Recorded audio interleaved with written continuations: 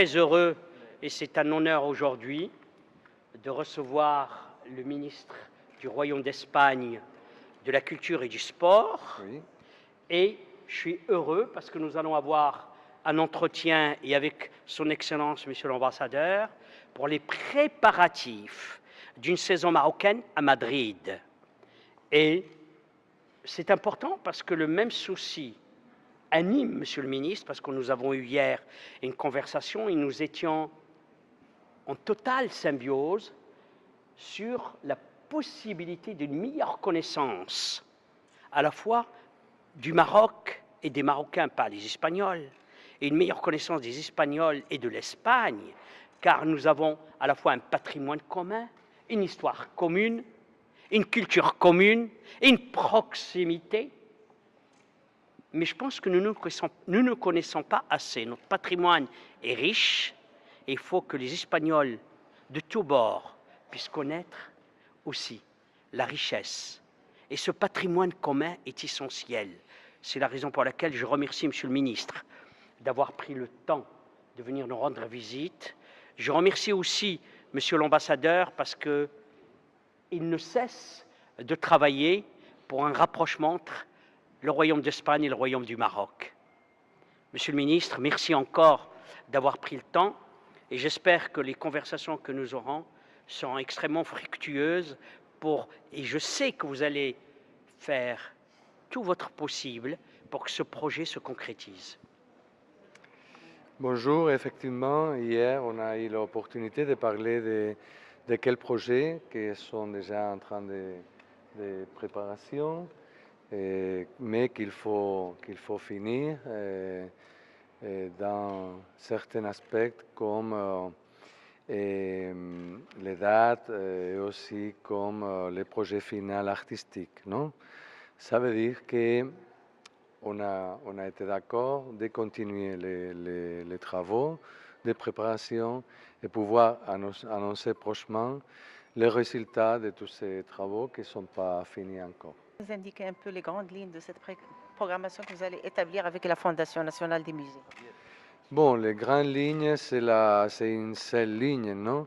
C'est de améliorer les relations et améliorer la connaissance des cultures et des peuples, non? Ça veut dire qu'on sent qu'on a l'impression et la certitude que la culture marocaine, ce n'est pas très connu encore en Espagne, surtout la contemporanéité. Et aussi, ici au Maroc, ils ont aussi la sensation que la culture espagnole, c'est très connu dans une partie, surtout la musicale et quelques d'autres, mais pas dans le domaine de l'art contemporain et même de l'archéologie ou de l'art en général. Ça veut dire qu'on va travailler pour que ces connaissances entre les deux pays soient plus importantes et surtout qu'on est d'accord que nous sommes des voisins avec une très bonne relation et avec beaucoup de possibilités d'améliorer notre relation et notre connaissance. Alors, ça c'est la seule ligne unique, travailler pour la meilleure connaissance de notre peuple et de notre culture. Il faut dire aussi qu'à l'Espagne, il habite plus d'1 million de Marocains qui habitent en conditions légales, que ces enfants vont à l'école, à l'université, que les gens travaillent en Espagne et que c'est important, je pense aussi, comme pays, nous, comme Espagne, que cette population assez importante ait des activités en relation avec son pays d'origine. Le Maroc, c'est aussi une façon de reconnaître la culture du Maroc et qu'eux-mêmes se reconnaître dans la culture espagnole. Ça veut dire que tous ce sont davantage. Pouvez-vous nous parler un petit peu des relations bilatérales que vous entretenez, surtout la Fondation nationale, avec l'Espagne, sur le plan des arts plastiques, bien sûr? Écoutez, bien évidemment, je parle uniquement de la relation que le Maroc la Fondation nationale des musées du Maroc et la totalité des musées espagnols, nous avons déjà une collaboration. J'étais déjà reçu au ministère de la Culture avant le changement de gouvernement, où j'étais reçu par tous les conservateurs qui m'ont reçu afin de parler de l'exposition importante que nous allons préparer à Madrid à l'automne 2019, sur le printemps aussi 2020, qui sera réellement une grande exposition qui va essayer aussi de contribuer à donner une image du Maroc aux Espagnols, car les Espagnols ne connaissent pas le Maroc. Et sur le plan culturel, nous avons beaucoup de choses à montrer. Et ils doivent découvrir les richesses de notre pays. Et ce qui est très important aussi, qu'il faut vraiment souligner, c'est qu'on n'a pas que l'Andalousie comme lien, on a aussi ce que j'appellerais les Romains. Et figurez-vous que nous avons une des plus belles collections au monde de bronze romain, avec ce musée qui a été rénové, que je conseille énormément aux Marocains d'en profiter. C'est l'ancien musée de l'archéologie, qui s'appelle maintenant le musée de l'histoire des civilisations.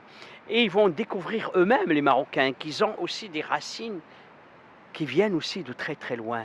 Et c'est important aujourd'hui parce que quand on voit dans le monde l'extrémisme de plus en plus se manifeste de plus en plus, prend de plus en plus de l'ampleur, il est important de montrer à ces Espagnols, à ces Européens, que le Maroc a les mêmes racines qu'eux et qu'il faut aussi que le Maroc dispose d'une culture, d'une civilisation millénaire et qu'elle a beaucoup apporté à l'Occident.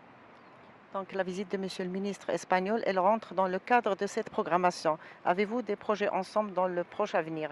Alors écoutez, sachez que le ministre qui vient d'arriver aime beaucoup notre pays, connaît bien notre pays et il veut absolument faire en sorte que cette saison marocaine réussisse.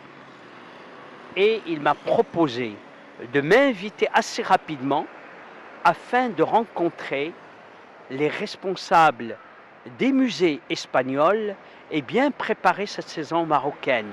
Ça, c'est essentiel. La deuxième chose, c'est qu'il se propose de nous aider pour le musée que nous ouvrirons bientôt, j'espère, à Fès, qui est le musée de l'art de l'islam. Sachez que les Espagnols disposent aussi d'une très grande connaissance de l'islam parce qu'ils ont été, une partie de l'Espagne était musulmane. Et donc c'est très très important et je pense qu'aujourd'hui nous avons une relation extrêmement étroite avec les Espagnols, mais il faut maintenant qu'on se connaisse davantage, qu'ils n'ont pas uniquement cette vision de l'immigration clandestine, des faits divers, des problèmes d'un islamisme qui n'a rien à voir avec l'islam, mais d'avoir peut-être un autre visage, celui du Maroc de Mohamed VI. Y aura-t-il dans la programmation, c'est-à-dire un cycle d'artistes marocains en Espagne? Ah ben écoutez, c'est tout à fait, sachez que nous allons avoir un des plus grands musées au monde d'art moderne et contemporain, qui est celui de la Reina Sofia. Donc le musée de la Reina Sofia vont venir eux-mêmes et choisir les artistes contemporains marocains. Et nous allons avoir aussi le musée de l'archéologie qui présentera, qui est un très très beau musée, totalement neuf. Et là, nous allons présenter le patrimoine marocain. Et nous allons avoir un musée aussi du costume, où nous allons proposer les richesses marocaines en ce qui concerne les caftans et les parures.